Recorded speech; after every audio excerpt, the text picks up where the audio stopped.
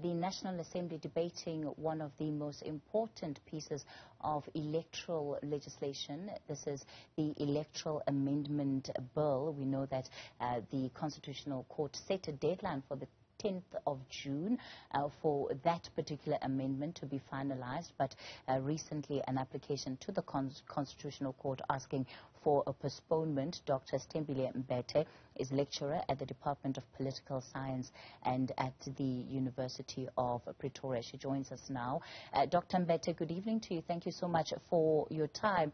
Look, I suppose there were no surprises when Parliament went to the Constitutional Court to say it's not going to be able to meet this deadline in June.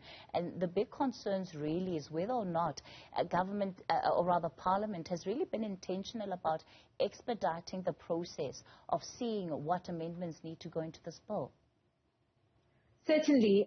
The Constitutional Court has responded to Parliament's request for an extension of the deadline beyond the 10th of June. Parliament had requested a 6-month deadline, and the court has actually asked for more information about that extension, asking why this urgency has cropped up after 2 years when Parliament did have 2 years to deal with this, but to make the amendment of the Electoral Act to enable individuals to contest in the election outside of political parties, and to ask for clarification of what exactly needs to be done over the 6 months that the extension has, 6-month extension that's been required, and whether or not Parliament will be able to do what it needs to do in that time. And I think that what's been very important about this whole process is how little public participation there has been in the discussion on this amendment bill. It was only introduced to Parliament on the 10th of January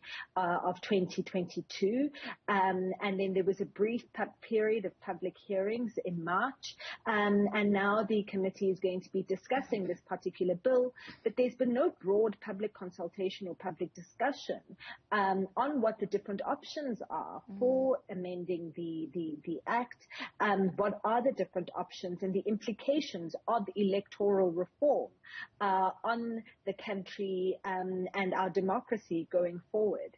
And so one hopes that there will be greater public discussion if there is an extension that is given to Parliament. But also, you know, one wants to encourage society broadly and everybody who's watching to really familiarize themselves with the debates that is going on in Parliament, because it's going to have a massive effect on how we choose the people that represent us and that govern us. And I think that that's something that people need to realize. One seems to find that the contributions and the concerns raised are coming mostly from civil society organizations, people outside of Parliament, and not necessarily so much parliamentarians themselves, including MPs from various opposition parties. And I wonder, Dr. Mbete, what you believe that the impact of this is going to be overall, especially since we're sitting with a draft, and it was the Home Affairs Minister, Aaron Motsoaledi, who was saying that while people need to understand that they're not going to be able to take all ideas on board, and ultimately, you know, whatever is in there will be what is most accommodative. Certainly. So the bill as it currently stands really disadvantages independent candidates in quite drastic ways, and doesn't create an equal or a level playing field between political parties and independent candidates. And one can understand why that wouldn't concern the parties that are already in Parliament, but it should be of concern to those who are hoping to be able to vote for an independent candidate in the next election in 2024.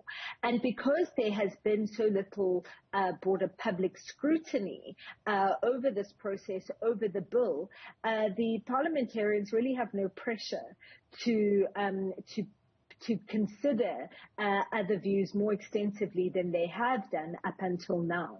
And so the concerns of many civil society organizations, and certainly those groups that have organized to want to contest as independent candidates in 2024, is that the bill as it currently stands isn't giving a fair chance to people to contest for election outside of political parties. And there's a number of options that have been put on the table that haven't been considered in the current bill that is before Parliament. Looking realistically at the process of lawmaking in this country and also the implications of this amendment bill, especially on the IEC and some of the changes that they would need to put in place, even from a legislative perspective, can we realistically expect that it will be in place in time for the 2024 elections? Look, I think that it's a tough call. It's the reason why the court had given Parliament 24 months was to then allow another 24 months for the IEC to prepare for elections under a new electoral system. If the process is not completed in Parliament within the 24 months that was given, and I think it's highly unlikely that it would be, then it really reduces the amount of time that the IEC has to organize an election under a new electoral system, and will then seriously place constraints on the IEC's ability to roll out an election in 2024. We know that the IEC was able to put on an election under very difficult circumstances in 2021, but that's not the ideal, and it's not the best way that a good way for our democracy to operate or to run. So I think that there is serious concern about whether the legislation will be ready for the 2024 election, and even if it is, whether the IEC will have enough time to really put on an election that is free and fair, and where the result is accepted as legitimate by the South African people in 2024. Dr. Sithembile Mbete, let me thank you for your time as always.